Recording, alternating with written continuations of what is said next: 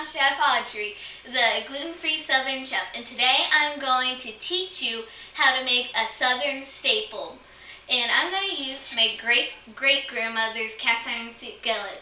Today I'm teaching for you how to make Southern cornbread.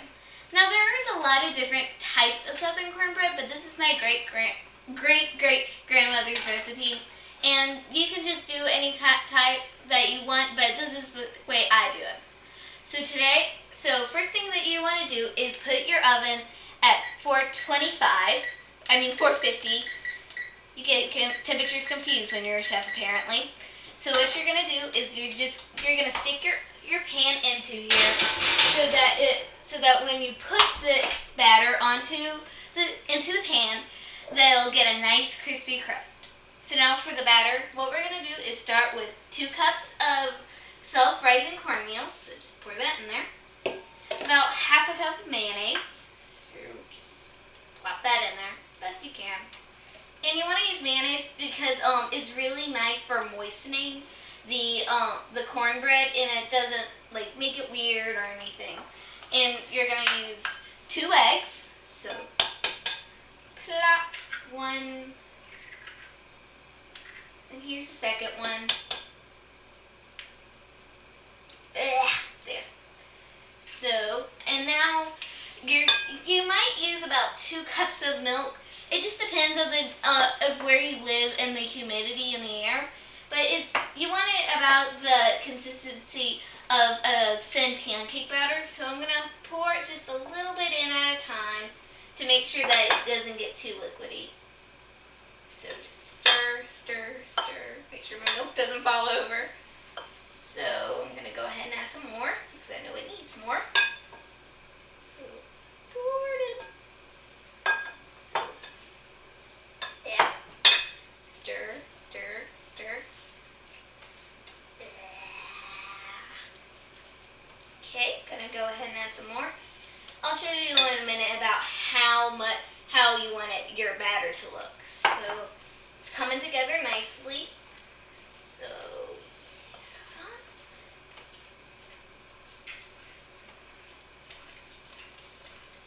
okay, almost there. I think a little bit of milk and we'll be done. So just a little bit more. And it's okay if you make it a little too loose because as our oven our pan finishes preheating, that we're actually going to let this sit for about 15 minutes, but it takes about the same amount of time for the oven to preheat.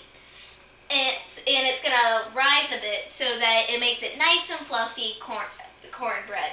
So this is about how you want your batter to look.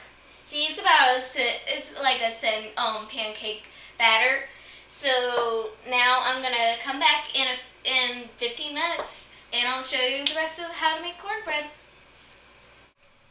Okay, so now my pan is rocket hot, it's well oiled, and you don't want to stir your batter too much, but it has risen because you don't want to pop the bubbles, and that's why you don't want to stir it. So now I'm going to go ahead and take out.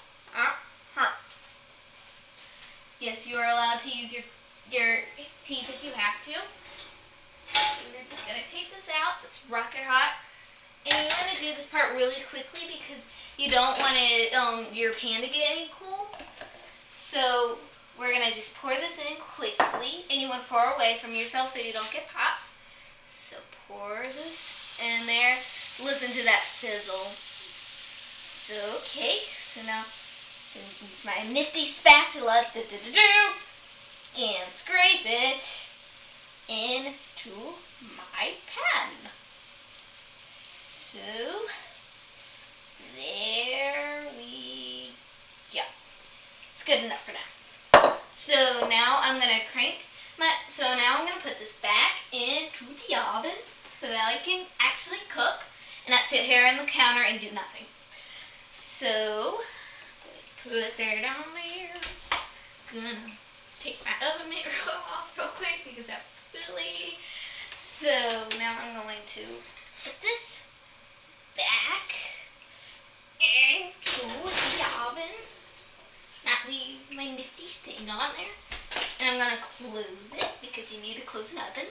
And I'm going to lower this to 425 and bake it for about an hour. And then I'm going to show you how to finish it and take the cornbread out of the actual pan so you can eat it.